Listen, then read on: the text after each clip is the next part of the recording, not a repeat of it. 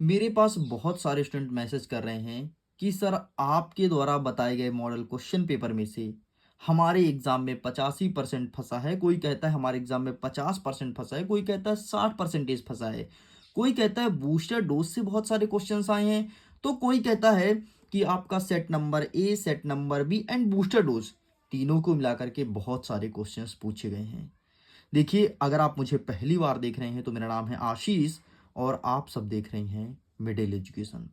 देखिए student, middle education आपके सामने मॉडल प्रैक्टिस पेपर लेकर के आता है और मॉडल प्रैक्टिस पेपर में उन्हीं क्वेश्चंस को डाले गए हैं जो पहले प्रीवियस ईयर में पिछले 4 साल के पेपर में पूछा जा रहा है और जो बार बार रिपीट होता है, उन्हीं क्वेश्चंस को रखा हूं। आपको पिछले 4 साल के पेपर को पढ़ने की जरूरत नहीं है, क्योंकि इसमें उन सभी क्वेश्चंस को मैं दे दिया हूं और 2 सेटों में मॉडल प्रैक्टिस पेपर को कवर किया हूं।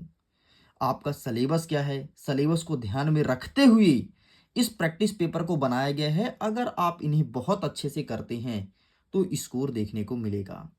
जरा मेरी बात को ध्यान सुनिएगा। कुछ बच्चों का ये भी कहना है कि सर हमारी स्कूल में तो आपके मॉडल पेपर से एक भी क्वेश्चंस नहीं आया।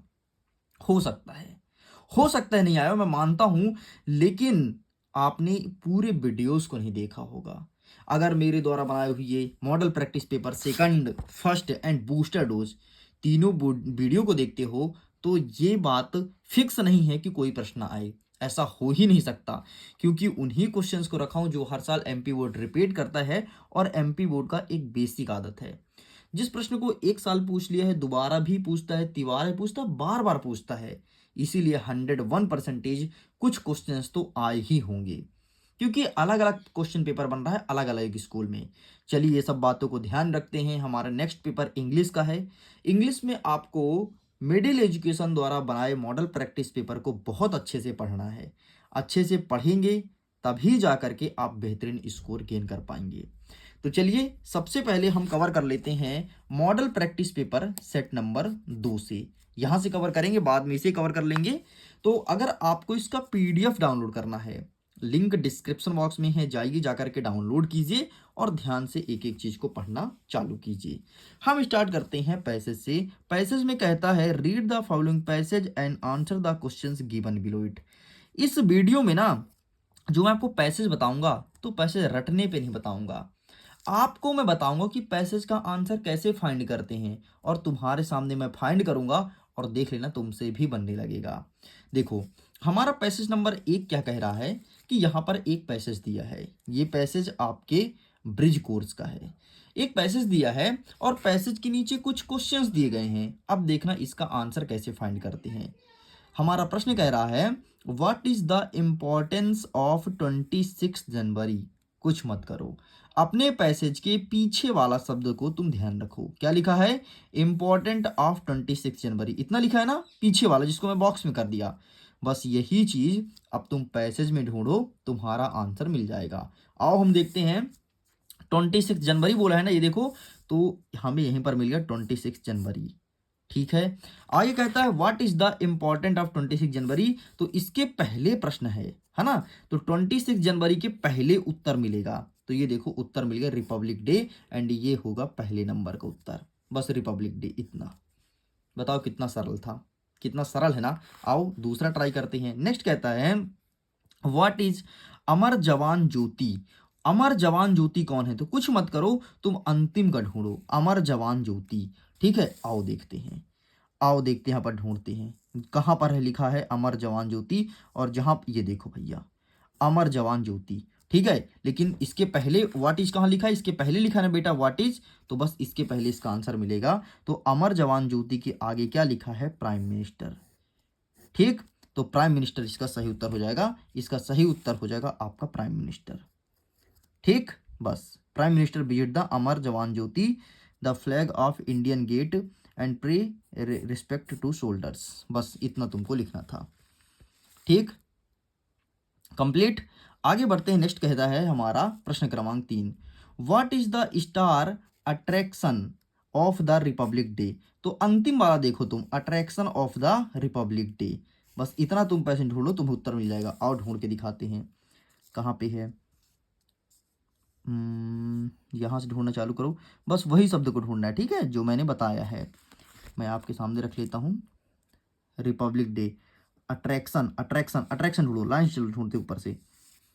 ये देखो अट्रैक्शन मिल गया भाई, ठीक है, ये देखो अट्रैक्शन मिल गया ना। अट्रैक्शन के बाद क्या लिखा है, रिपब्लिक डे, ठीक है, तो ये देखो रिपब्लिक डे भी मिल गया। अब क्या कहता है, what is the star attraction republic day, तो star republic day pardon of the star attraction, तो ये न्यू दिल्ली, न्यू दिल्ली इसका सही उत्तर हो जाएगा। तो तीसरे का उत्तर आप लिखोगे न्यू दिल्ली। देखो इस प्रकार से आंसर फाइंड करना है। आओ देखते हैं हमारा चौथा नंबर क्या कहता है, what is the final event of the parade, ठीक है, परेड का फाइनल इवेंट क्या है, तो अंतिम में देखो तुम, फाइनल इवेंट ऑफ द, ठीक है, यहाँ से देखो final event of the, answer definitely मिल जाएगा, ठीक है, parade, final event of the parade, final event of the parade, final event of the parade, final event of the parade, final, ये देखो भैया, the final event of the day, day is motorcycle, ठीक है, और ये आगे बढ़ते बढ़ते बढ़ते बढ़ते एयरफोर्स फाइटर एंड राजपथ, इतना लिखना है। ये देखो ये किसको, चौथे नंबर का उत्तर। अब बताओ कहाँ से कठिन है, कहाँ से कठिन है पैसेज का आंसर फाइंड करना, आसान भाषा मिल गया ना। चलिए हम पेज को पलटते हैं और नेक्स्ट पैसेज को कवर करते हैं, ठीक, इसी प्रकार से आपको फाइंड करना है, प्लीज़ आप फाइंड कीजिएगा। चलो हम इस पैसेज को ट्राई करते हैं, एक दो और बता देता हूँ, फिर आप स्वयं कीजिएगा, ठीक है।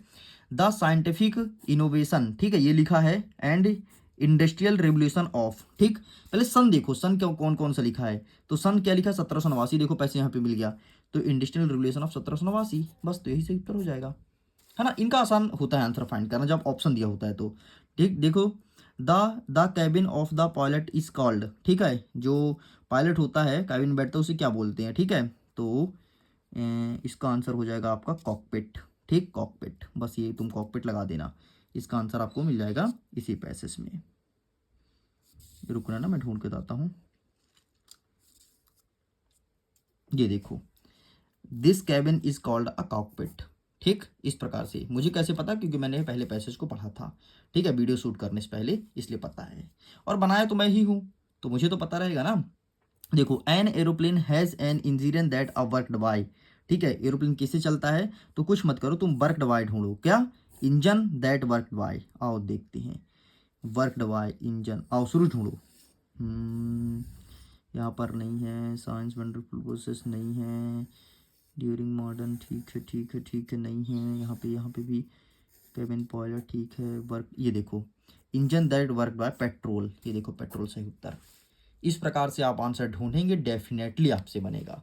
तो मैं आपको होमवर्क दे दूं क्या एक, चलिए मैं होमवर्क देता हूं, ये वाला क्वेश्चन नंबर 2 का पहला पैसेज आपको करना है, जो भी स्टूडेंट कर लेता है तो एक मेरा मोबाइल नंबर है, उसमें आप मुझे भेजिएगा, 74 70 705 703, चेक कराने के लिए इसमें आंसर मुझे भेजना और बताना कि सर मैं ये कर लिया हूँ, तो प्लीज़ मेरा चेक कर दीजिए और मैं आपका चेक कर दूंगा अगर सही होगा तो, और जो कुछ गलतियाँ होगी वो भी बता दूंगा। तो चलिए फाइनली अब हम इन पैसेज का आंसर देख लेते हैं, ये पैसेज हमारे बुक में भी अवेलेबल है, ठीक, तो आप यहाँ से इसका स्क्रीनशॉट ले लो फटाफट, ज़्यादा परेशान मत हो। ये देखो, ठीक, ये वाला हो गया, एंड ये है, ठीक, इनके आंसर्स, ये आंसर्स लिखा है, स्क्रीनशॉट ले लो, ठीक है, पूरा पूरा पैसेज का।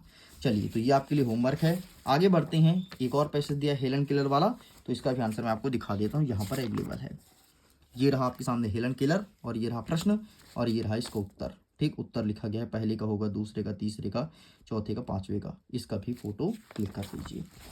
चलिए साइड करते हैं, नेक्स्ट कहता है सेक्शन नंबर बी। हमारा सेक्शन नंबर बी कहता है कि read the following passage, make note on it, also given a suitable title. अब आपको पैसेज का उत्तर ढूंढना है, कैसे, जरा देखना, सॉरी, अब आपको नोट और टाइटल लिखना है, ठीक है, क्या बोला है, मेक नोट एंड टाइटल। अब देखो बेटा, टाइटल कैसे फाइंड करते हैं, इसका भी आसान ट्रिक है मेरे पास। पूरा पैसेज को तुम ध्यान से देखो, पढ़ो नहीं, केवल देखो, ध्यान से देखने के बाद जो शब्द बार बार रिपीट हुआ है, बार बार रिपीट हुआ है, वही इसका टाइटल है। देखना कैसे, मैं ध्यान से देख रहा हूँ, जैसे मुझे मिला ग्लोबल वार्मिंग, ठीक है, ये शब्द का कितने बार आया है देख लो, ये देखो ग्लोबल वार्मिंग, ठीक, बस ध्यान से देखते जाओ, 3 से 4 बार आ गया वही शब्द, तो समझो यही आपका टाइटल है, ठीक है, बस ऐसे ढूंढते जाओ ढूंढते जाओ ढूंढते जाओ ढूंढते जाओ, आपका आंसर ग्लोबल वार्मिंग, ठीक है, ये देखो ग्लोबल वार्मिंग, ठीक है, 4 बार मिल चुका है, मतलब तुम्हारा पैसेज का टाइटल क्या होगा, ग्लोबल वार्मिंग। लो पहला मिल गया। अब इसका नोट कैसे लिखना है, तो पूरा पैसेज में जो चीज़ आपको अच्छा लगे उसको पॉइंटों में लिख दो, वही तुम्हारा नोट होगा। कैसे, एक लिखो, 1.1 लिखो, 1.2 लिखो, 1.3 लिखो, ठीक है। फिर तुम 2 लिखो, 2.1 लिखो, 2.2 लिखो, 2.3 लिखो। इस प्रकार से तुम लिख दो, यही तुम्हारा कहला जाएगा क्या, ये तुम्हारा कहला जाएगा पूरा नोट। इस प्रकार से आपको लिखना है। एंड यहाँ पर दिया गया है, देख लो, ठीक, ये देखो ग्लोबल वार्मिंग के ऊपर। एंड ये देखो इसका टाइटल क्या है, ग्लोबल वार्मिंग। देखो इस प्रकार से आपको टाइटल फाइंड करना है, ठीक है। ये बन जाएगा ना। चलिए साइड करते हैं, नेक्स्ट आगे बढ़ते हैं। आगे हमारा कह रहा है प्रश्न क्रमांक 9, ठीक है। यू आर अमित गुप्ता, तुम अमित हो, यहाँ रीवा में पढ़ाई करते हो, तुम्हारे पिताजी का ट्रांसफर हुआ है शिवपुरी के लिए, इसके लिए हमें आवेदन पत्र लिखना है। अथवम कहता है कि write a letter to your friend, invite him your birthday party, ठीक है, आपके दोस्त को बर्थडे पार्टी में बुलाना है। तो चलिए इनके आंसर को हम देख लेते हैं कि इनका आंसर कहाँ पर है। प्रश्न क्रमांक 4, ठीक। तो ये रहा भाई, सबसे पहले इसका देख लो, शिवपुरी वाला, ठीक है, ट्रांसफ़र हो गया है, तो ये रहा, इसे अच्छे से प्रिपेयर कर लेना। नेक्स्ट कौन सा दिया गया है, बर्थडे पार्टी का, ठीक है, बर्थडे पार्टी वाला भी दिखा देता हूँ। तो ये रहा आपके सामने बर्थडे पार्टी, ये रहा, ठीक। ये देखो बर्थडे पार्टी भी अच्छे से पढ़ लेना, स्क्रीनशॉट ले लो। बाकी मैं तो कहता हूँ पीडीएफ को ही डाउनलोड कर लो, लिंक डिस्क्रिप्शन बॉक्स में दिया गया है। 5वां नंबर कह रहा है इसी आर्टिकल पैराग्राफ लिखना है। My hobby, modern technology, environmental protect and man and mobile, है ना, जो आजकल तुम चला रहे हो। तो तुम देख लो माई हॉबी का, मैं दिखा देता हूँ। ये रहा देखो फेस्टिवल वाला, फेस्टिवल छोड़ो, बन रहा साइंस हटाओ, ये रहा माई हॉबी, ठीक। माई हॉबी को अच्छे से प्रिपेयर कर लो, यहाँ पर लिखा गया है, ठीक। ये रहा माई हॉबी का, बस इतना आपको प्रिपेयर करना है। इसके अलावा तुम देख सकते हो बन रहा साइंस का, बस 2 चीज़ अच्छे से पढ़ लेना। माई हॉबी मतलब तुम्हारी शौक क्या क्या है, ये रहा, ठीक है। इस प्रकार से भी कंप्लीट होता है।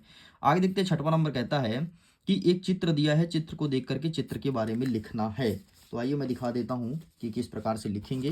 यहाँ पर अवेलेबल है इसका आंसर, ये रहा, ये रहा चित्र, ठीक है। तो चित्र में बहुत लंबा चौड़ा लिखा है, तुमको ऐसा नहीं लिखना है, सिंपल सा एक पॉइंट डालना, ठीक है। यहाँ से लिखना tree are the greatest blessing of nature, बस खत्म, ठीक है। नेक्स्ट आप दूसरा पॉइंट डालोगे तो ट्री गिवन अस फूड, ठीक है, मेडिकल, रबर, टी, ये लिख के और यहाँ तक दूसरा पॉइंट कर दोगे। मतलब ये जो बहुत पैराग्राफ है ना, इसे तुम पॉइंटों बनाओ, पॉइंटों में एमपी बोर्ड ज़्यादा नंबर देता है। इस प्रकार से आपका ट्री भी कंप्लीट होता है। ओके, तो हमने यहाँ तक कंप्लीट कर दिया है। जल्द ही मिलेंगे एक नेक्स्ट पार्ट के वीडियो में, जिसमें सेक्शन नंबर सी और डी को कवर कर दूंगा। वीडियो पसंद आए तो वीडियो को लाइक कीजिए, अपने दोस्तों के साथ शेयर कीजिए। कैसा लगा पैसेज का उत्तर फाइंड करने का तरीका कमेंट सेक्शन में ज़रूर लिखना, ताकि सभी बच्चों की हेल्प हो सके। वीडियो को एंड करता हूँ, एग्जाम के लिए ऑल द बेस्ट।